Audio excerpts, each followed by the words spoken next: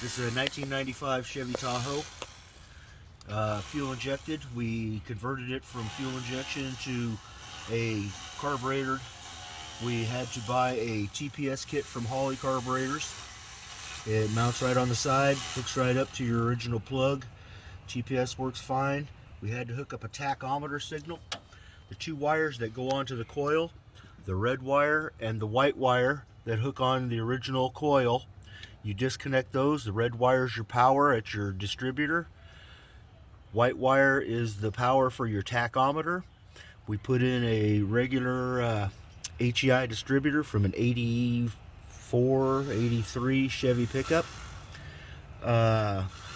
When we tried to get the electric transmission to shift, it didn't want to work. We had to run a tach signal over. There's a plug that goes into the distributor, a 4-prong plug. There is no cam sensor or crank sensor on this motor from the factory. We took a wire, tied it to the tachometer, and tied it to the purple wire with a white stripe, and that makes everything shift like it's supposed to.